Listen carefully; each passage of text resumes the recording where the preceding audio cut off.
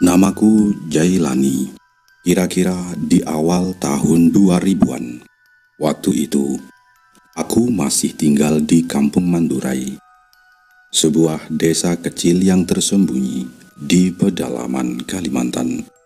Ada satu kejadian yang cukup bikin bulu kuduk berdiri, bahkan sampai jadi buah bibir seantero kampung selama berbulan-bulan. Teror pocong. Ya, pocong. Makhluk kain kafan itu berkeliaran di tanah Borneo. Terornya berlangsung lumayan lama, sekitar 3 bulanan, dan paling sering muncul di Dusun Berambai, sebuah dusun di ujung timur Mandurai, yang letaknya agak ke belakang dari gubuku. Banyak versi cerita yang beredar, mulai dari yang bikin nangis sampai yang bikin ngakak, saking absurdnya. Tapi, aku akan menceritakan versi yang paling banyak dipercaya dan diceritakan orang-orang tua di Mandurai. Kisah ini bermula dari pemakaman seorang pemuda kampung kami. Namanya Badar. Pekerjaannya, ya, agak lain. Dia itu dulunya jambret ulung di Jakarta. Nasibnya tragis, tertembak mati polisi saat beraksi. Lalu apesnya lagi, tubuhnya terlindas mobil. Mayat Badar kemudian dipulangkan ke kampung halamannya, ke Dusun Berambai. Suasana pemakaman Badar waktu itu, entah kenapa terasa berat. Langit mendung, angin berdesir pelan di antara daun-daun sawit, seolah ikut berduka, atau mungkin memberi pertanda. Beberapa warga yang hadir terlihat berbisik-bisik, saling pandang dengan raut cemas. Kasihan ya Badar, begitu nasibnya berakhir, ucap Nek Timah, seorang tetua kampung, suaranya parau. Ia menatap gundukan tanah merah yang baru saja menelan jasad Badar. Kasihan apanya, Nek? Sudah tahu kerjaannya maling. Ya begitu itu balasannya. Timpal Pak RT Madi, sedikit ketus, tangannya bersedekap. Raut wajahnya tegang, mencerminkan kejengkelan yang masih tersisa. Dari dulu dibilangin jangan ke Jakarta, jangan cari gara-gara, malah keras kepala, kata Pak RT meneruskan. Jangan begitulah Pak RT, kata Pak Saleh, seorang tokoh agama yang disegani di dusun, mencoba menengahi. Bagaimanapun dia anak kampung kita, mari kita doakan saja.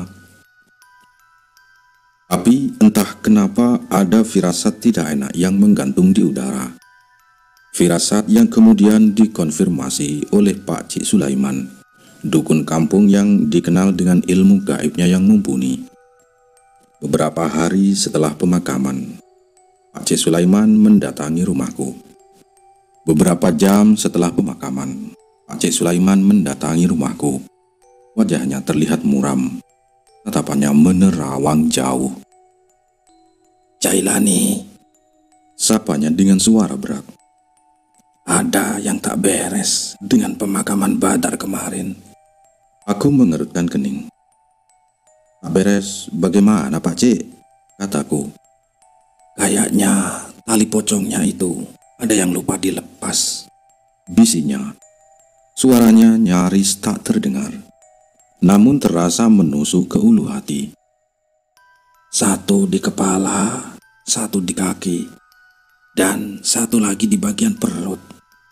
Aku merasakan ada ikatan yang masih kuat, kata Pak Cik Sulaiman. Jantungku berdegup kencang. Aku tahu konsekuensi dari tali pocong yang tidak dilepas. Itu adalah pantangan besar dalam adat dan kepercayaan kami.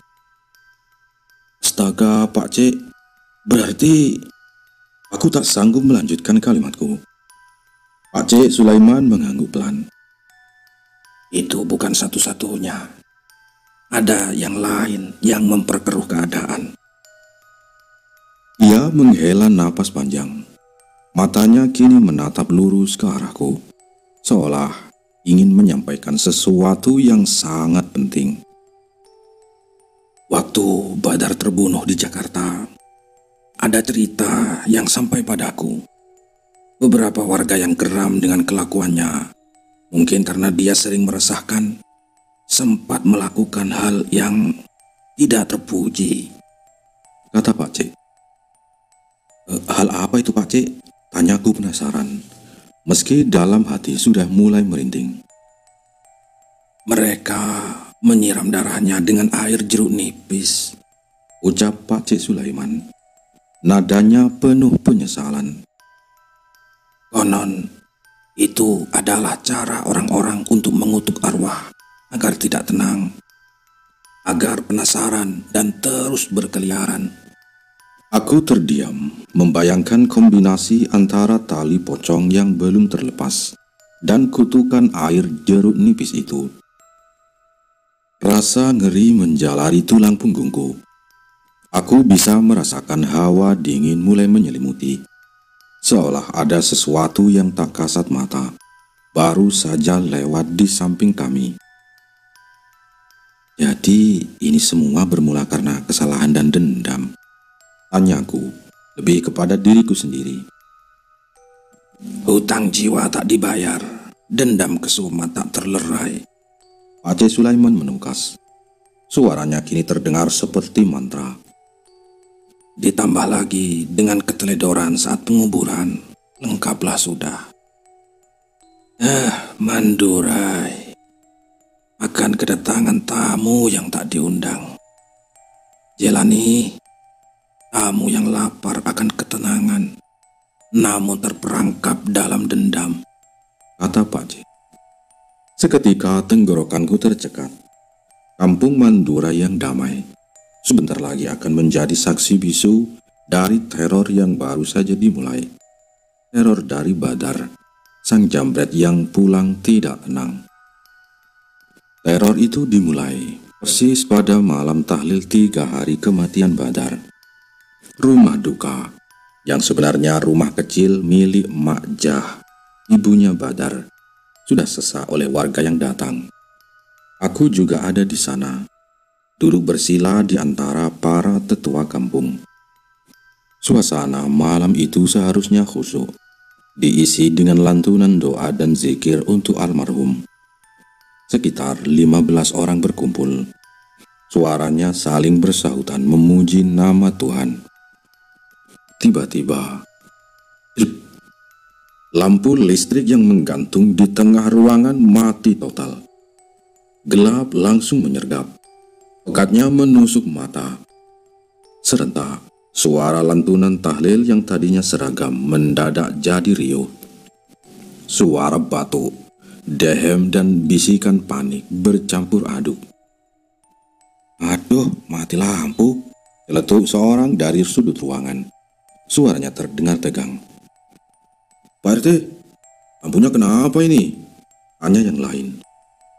Dalam kegelapan yang menyelimuti, entah kenapa suara 15 orang yang tadinya terdengar biasa saja, mendadak jadi berlipat ganda. Seolah-olah jumlah orang di dalam rumah itu bukan lagi 15, tapi 100 orang lebih. Suara bisikan, napas berat, bahkan desahan aneh seolah mengelilingi kami dari segala penjuru. Aku merasakan bulu kuduku merinding, berdiri, tengkukku meremang. Perasaan orangnya cuma sedikit, kok rasanya ramai banget ya? Bisik Pak Saleh di sebelahku. Suaranya bergetar. Kayak ada keramaian pasar malam di sini, kata Pak Saleh meneruskan.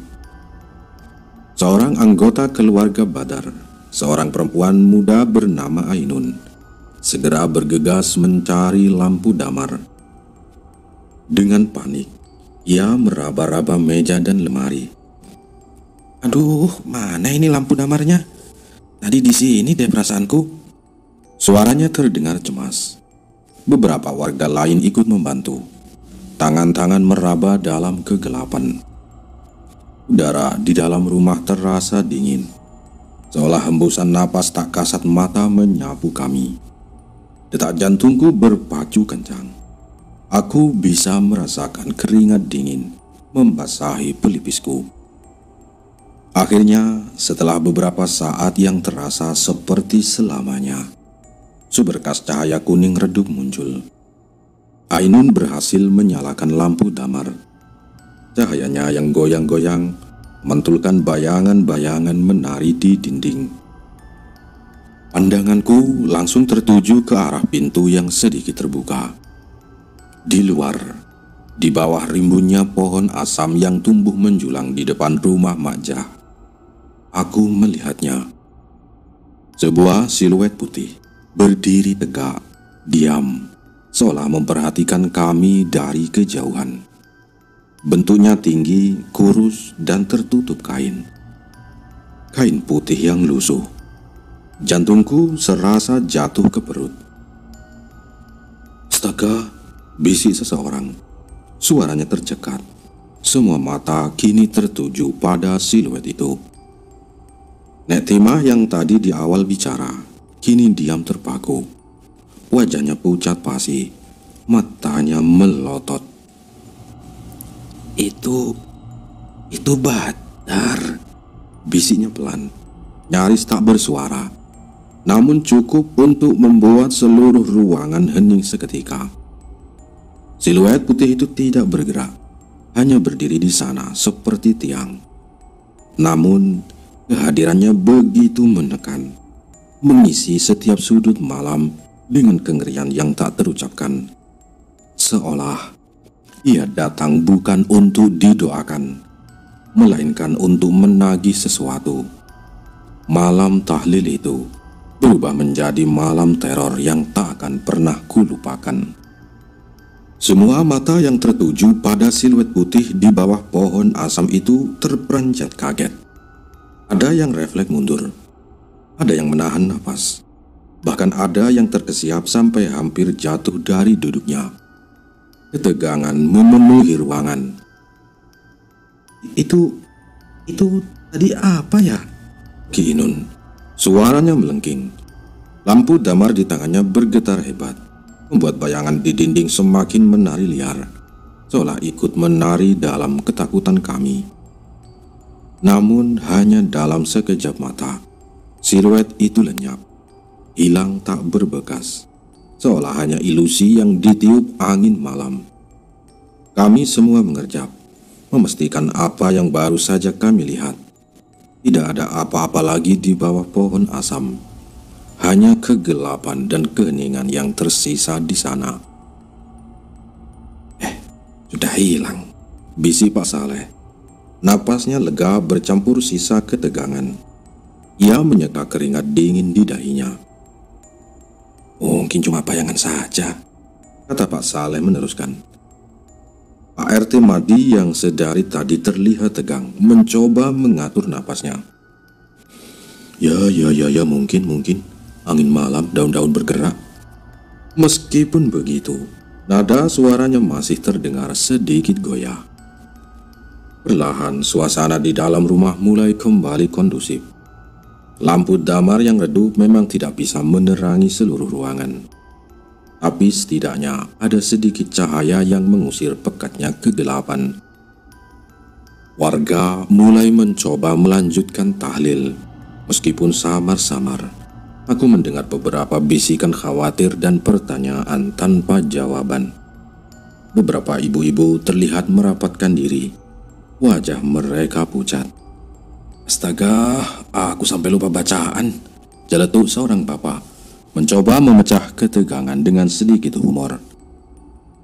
Hahaha, ini gara-gara si Badar. Sudah mati pun masih saja bikin jantung copot. Beberapa orang tertawa hambar, mencoba mencairkan suasana. Aku mencoba menenangkan diri, tapi perasaanku tidak enak. Kepergian siluet itu terlalu cepat, terlalu senyap. Rasanya tidak seperti bayangan biasa. Saat kami kembali mencoba fokus pada lantunan doa, tiba-tiba sebuah aroma tak menyenangkan menyeruak. Awalnya samar, seperti bau sampah yang terbawa angin. Tapi lama-kelamaan, baunya semakin kuat, semakin menusuk hidung. Bukan bau sampah biasa, Ini bau anyir, seperti darah kering bercampur lumpur busuk dan bunga melati layu yang sudah membusuk. Baunya begitu kuat, membuat perutku mual. Bau apa ini ya? Tanya seorang ibu, tangannya menutup hidung. Ya ampun, bau apa ini? Kok menyengat sekali? Timpal yang lain. Bau itu terasa familiar, tapi aku tak bisa langsung mengingatnya. Aku melirik Pak Cik Sulaiman. Wajahnya yang biasanya tenang kini terlihat keruh. Ia menarik napas dalam-dalam, lalu membuangnya perlahan, seolah sedang mengendus jejak tak kasat mata. Matanya menyapu sekeliling ruangan, lalu berhenti sebentar di dekat pintu, tempat tadi siluet itu terlihat. Ini bau tanah kuburan, bisiknya. Suaranya rendah dan penuh makna, lebih kepada dirinya sendiri. Campur darah dan jeruk nipis, aroma kematian yang tak tenang, kata Pak Cik Sulaiman. Jantungku terasa dihantam godem.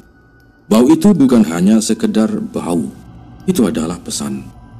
Mungkin pesan dari si Badar, bahwa ia benar-benar ada, dan terornya baru saja akan dimulai.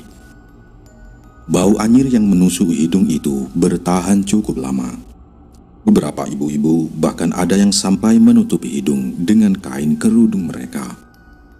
Wajah Pak Cik Sulaiman masih terlihat gelisah.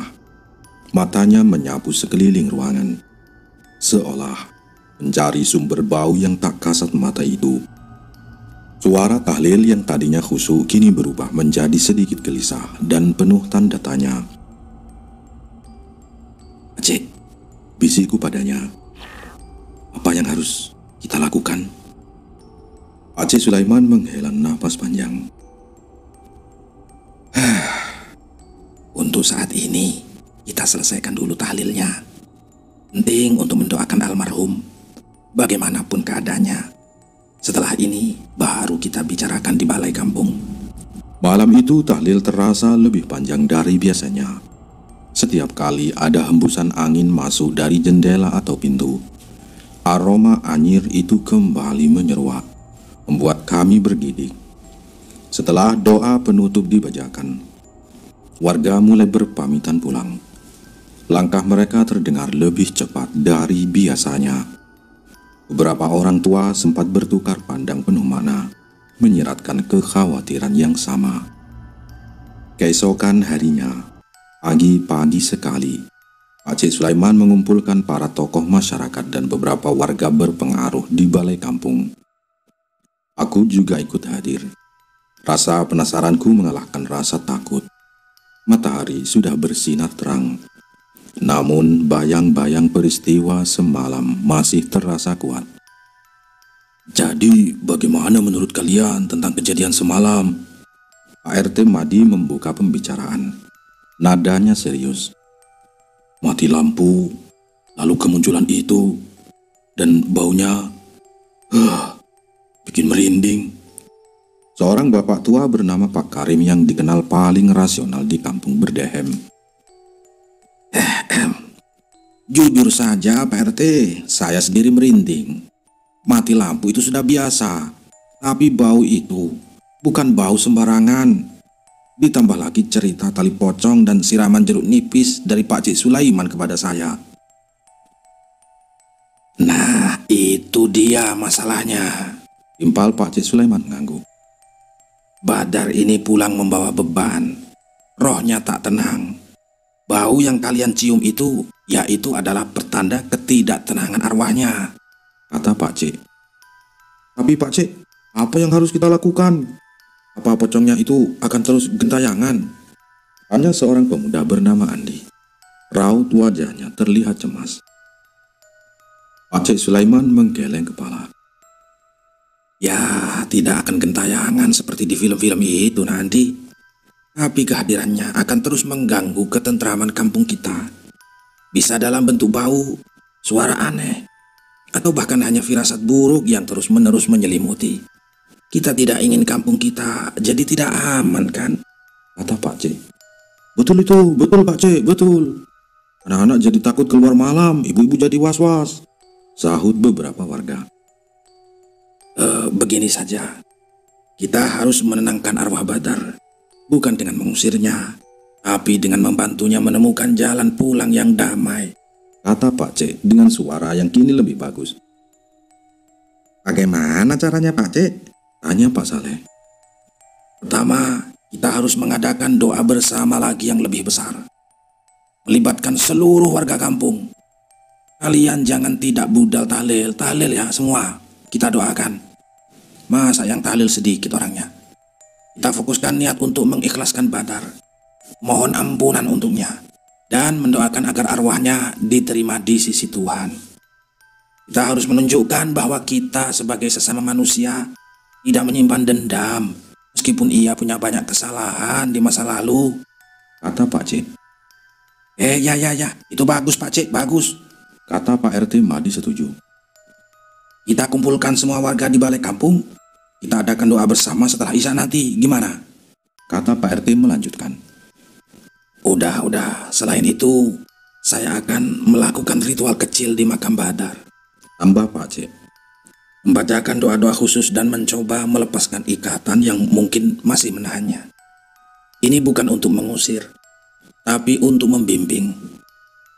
Pak Cek berhenti sejenak, menatap setiap orang di ruangan itu. Tapi ada satu hal lagi yang lebih penting.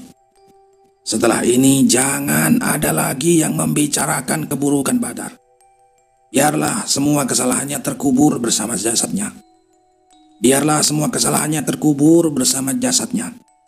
Fokus kita sekarang adalah kedamaian arwahnya dan ketentraman kampung kita. Kata Pak Cek. Oh, setuju. Kita harus berhenti bergosip dan menyebarkan cerita yang membuat suasana makin keruh. Kampung kita harus tenang. Oke, setuju. Kata Pak Karim. Meskipun ada sedikit rasa takut dan penasaran, keputusan untuk melakukan doa bersama dan menghentikan gosip tentang Badar disambut baik oleh warga. Singkat cerita, malam itu, balai kampung dipenuhi warga. Lantunan doa terdengar lebih khusyuk.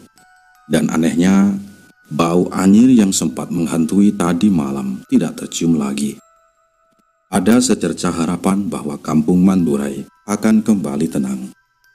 Namun, dalam hati kecilku, aku bertanya-tanya, apakah upaya ini cukup untuk menenangkan Badar yang pulang tidak tenang?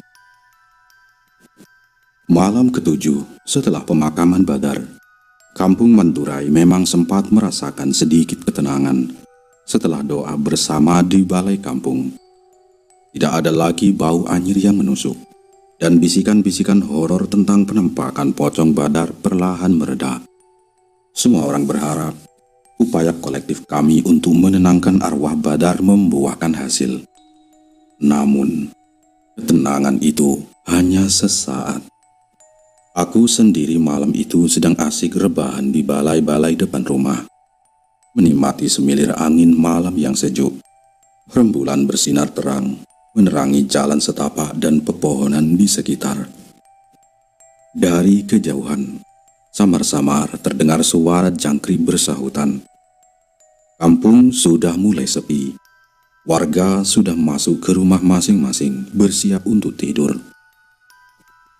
Tiba-tiba suara ketukan pelan terdengar dari jendela kamarku.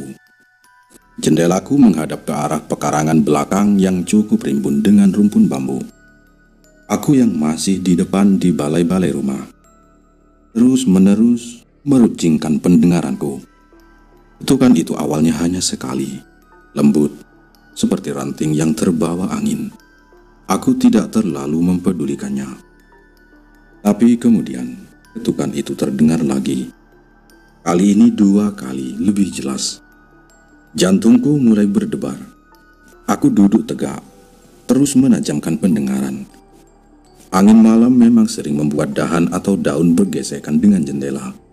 Tapi, ketukan ini terasa berbeda, lebih disengaja. Siapa ya di sana? Gumamku pelan, meskipun aku tahu tidak akan ada yang menjawab. Keheningan kembali menyelimuti, Aku mencoba meyakinkan diriku bahwa itu hanya imajinasiku atau mungkin kucing tetangga yang sedang iseng. Aku beringsut kembali untuk rebahan. Namun, belum sempat punggungku menyentuh balai-balai, sebuah suara berat yang serak dan parau terdengar persis di balik jendela kamarku itu. Suara itu seolah berbisik di telingaku, meski ada jarak tembok dan kaca. Jilani, tolong. Darahku serasa membeku. Suara itu begitu dekat, begitu menyeramkan. Dan yang paling penting, itu bukan suara manusia biasa. Ada nada kesakitan, putus asa, dan kepedihan yang mendalam di dalamnya. Napasku tercekat. Aku ingin berteriak, tapi suaraku tak mau keluar. Seluruh tubuhku kaku, merinding dari ujung rambut hingga ujung kaki. Aku menatap lurus ke arah jendela kamarku, seolah ada sesuatu yang sedang mengintip dari balik tirai gelap. Aku tidak berani bergerak, tidak berani bernapas terlalu keras. Ketakutan mencengkramku. Bisikan itu seolah mengulang-ulang namaku. Semakin jelas, semakin mendesak. Jilani, tolong aku. Lepaskan. Aku tahu ini bukan mimpi. Teror itu kembali, lebih dekat dan lebih mencekam. Aku memejamkan mata, berharap semua ini hanya mimpi buruk. Tapi bau anyir itu yang kini kembali menyeruak tipis, dan hawa dingin yang menusuk tulang meyakinkanku bahwa aku masih terjaga. Aku tak berani membuka mata, apalagi melihat ke arah jendela. Tubuhku sudah terpaku, sehelai pun tak sanggupku buat bergerak. Dan kemudian, saking tak kuatnya ketakutanku, aku akhirnya pingsan. Singkat cerita, setelah kejadian malam itu, aku langsung mendatangi rumahnya Pak Cik Sulaiman. Aku ceritakan semua yang terjadi, mulai dari bisikan di jendela, hingga aku melihat dengan jelas sosok pocong yang ada di balik jendela kamarku. Pak Cik Sulaiman mendengarkan dengan seksama, sekali mengangguk. Raut wajahnya campur aduk antara prihatin dan terkejut. Jadi dia mendatangi rumahmu? Wah, ini pertanda tidak main-main. Artinya ikatan di tubuhnya sangat kuat, dan dia memang memilihmu untuk jadi perantaranya. Aku menghela nafas. Ya begitulah Pak Cik, kataku. Pak Cik Sulaiman mengusap dagunya. Baiklah, ini harus segera kita tangani. Kita akan adakan ritual pelepasan ikatan. Ini akan lebih fokus dan intens daripada doa bersama kemarin. Kemudian, pada malam berikutnya, Pak Cik Sulaiman memimpin sebuah ritual khusus. Hanya beberapa orang terpilih yang hadir, termasuk aku, Pak RT Madi dan Pak Saleh. Kami berkumpul di makam Badar. Langit gelap tanpa bintang, hanya ditemani cahaya obor yang bergoyang-goyang ditiup angin. Aroma kemenyan dan bunga melati yang dibakar Pak Cik Sulaiman bercampur dengan bau tanah basah. Pak Cik Sulaiman mulai merapal mantra-mantra dalam bahasa yang tidak kupahami. Tangannya bergerak membentuk gestur tertentu, seolah sedang menarik sesuatu dari udara. Aku melihatnya menabur beras kuning dan bunga 7 rupa di atas makam Badar. Suasana begitu hening, hanya terdengar suara Pak Cik Sulaiman dan desiran angin. Aku merasakan hawa dingin yang menusuk tulang, seolah ada energi tak kasat mata yang bekerja di sekitar kami. Setelah sekitar 1 jam, Pak Cik Sulaiman mengakhiri ritualnya. Keringat membasahi dahi, napasnya sedikit terengah. Sudah, semua ikatan fisik seharusnya sudah lepas. Sekarang tinggal urusan batinnya. Kami semua berharap ritual itu berhasil. Berhari-hari setelahnya, kampung terasa sedikit lebih tenang. Aku tidak lagi mendengar bisikan atau ketukan di jendela.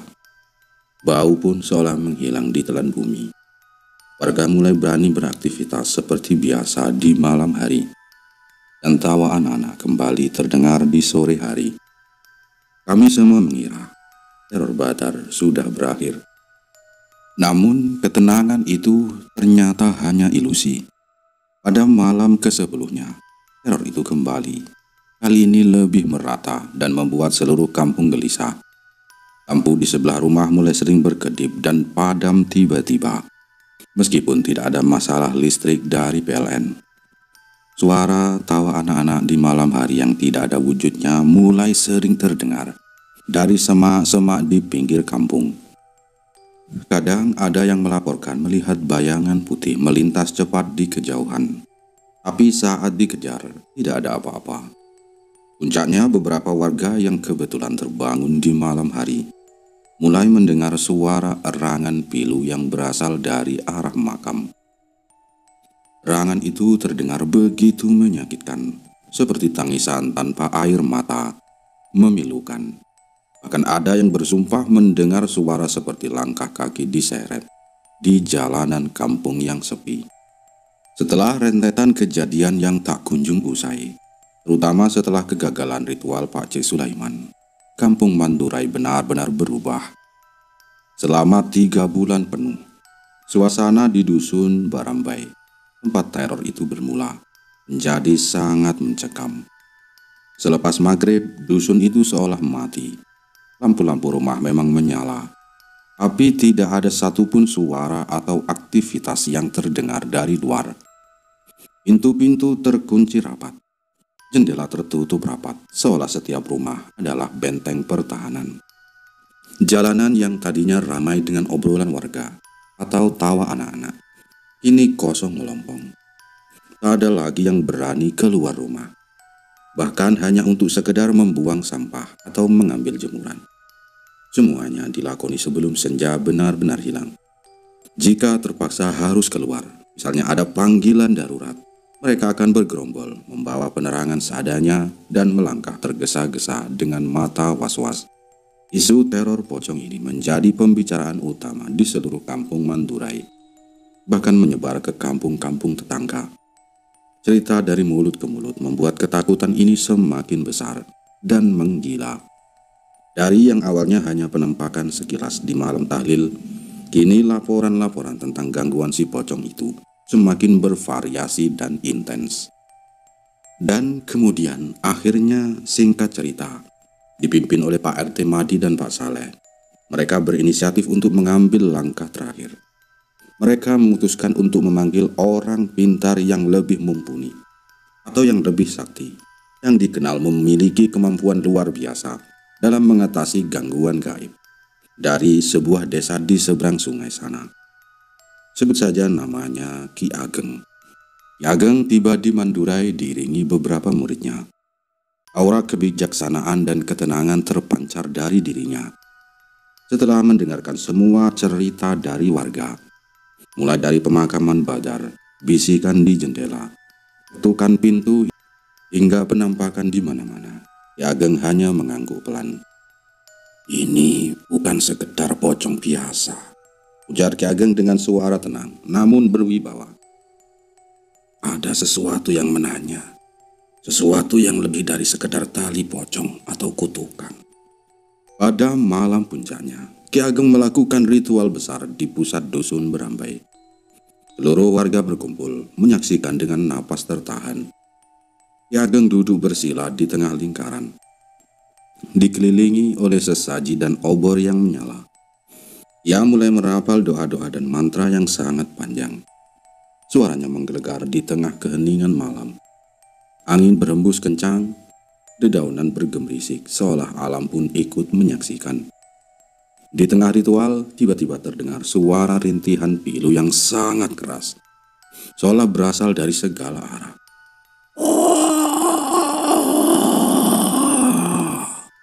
Suara itu begitu menyakitkan, membuat beberapa warga menutup telinga. Ki Ageng tetap tenang, terus melanjutkan mantranya. Rintihan itu perlahan mereda, digantikan oleh keheningan yang lebih dalam. Setelah ritual selesai, Ki Ageng berdiri. Wajahnya terlihat letih, namun matanya memancarkan ketegasan. Sudah selesai. Arwah Badar sudah menemukan jalannya, kata Ki Ageng. Warga saling pandang, penuh harap dan penasaran. Apa yang sebenarnya terjadi, Ki? Tanya Pak RT Madi. Ki Ageng menghela nafas. Badar, dia memang terikat. Bukan hanya oleh tali pocong yang terlupa, tapi penyesalan yang sangat mendalam. Saat dia terbunuh di Jakarta, di detik-detik terakhir hidupnya, dia tidak memikirkan harta curiannya. Dia hanya memikirkan ibunya. Dia menyesal telah membuat ibunya malu. Menyesal tidak bisa membahagiakan ibunya. Dan menyesal tidak bisa pulang dalam keadaan baik-baik saja. Ki Ageng menatap wajah ibunya Badar yang duduk di barisan depan. Air mata sudah membasahi pipinya. Kutukan air jeruk nipis itu memang memperparah. Tapi yang paling mengikatnya adalah rasa bersalah dia sendiri. Dia ingin meminta maaf, ingin pulang ke Mandurai bukan sebagai jambret, tapi sebagai anak yang ingin berbakti. Namun, karena cara kematiannya dan tali pocong yang memang belum dilepas, dia terperangkap di antara dua alam. Tidak bisa pergi, tidak bisa menyampaikan penyesalannya. Jadi semua teror itu adalah caranya untuk meminta perhatian, Ki? Untuk menyampaikan penyesalan? Tanyaku tak percaya. Ki Ageng mengangguk. Betul, dia tidak ingin menakuti kalian. Dia ingin didengar, ingin dimaafkan, dan ingin dilepaskan dari beban batinnya. Ketukan pintu, bisikan, bau anyir. Itu semua adalah upaya putus asa dari arwah yang tersiksa untuk berkomunikasi, kata Ki Ageng. Lalu Ki Ageng melanjutkan. Saya membantu melepaskan ikatan penyesalan itu. Saya membimbingnya untuk bisa menyampaikan maaf terakhirnya pada ibunya. Dan kepada seluruh warga kampung yang mungkin pernah ia rugikan. Dengan itu, bebannya terangkat dan bisa pergi dengan tenang, kata Ki Ageng. Sejak malam itu, teror pocong di kampung Mandurai atau kampung yang lain benar-benar berakhir. Tidak ada lagi ketukan pintu, tidak ada lagi bisikan seram, tidak ada lagi bau anyir, dan tidak ada lagi penampakan bayangan putih. Kampung Mandurai dan kampung yang lain kembali damai. Anak-anak kembali bermain di jalanan hingga senja. Para ibu kembali bergosip di teras rumah, dan para bapak kembali berkumpul di pos ronda. Kisah Badar, sang jambret yang pulang tak tenang, menjadi pelajaran berharga bagi seluruh warga. Bahwa terkadang apa yang kita anggap sebagai teror mengerikan, sebenarnya adalah jeritan pilu dari jiwa yang tersiksa, yang hanya membutuhkan maaf dan kedamaian. Dan di kampung Mandurai, kami belajar bahwa bahkan di balik kisah paling seram pun, selalu ada cerita tentang penyesalan, pengampunan dan harapan untuk ketenangan abadi. Wassalam.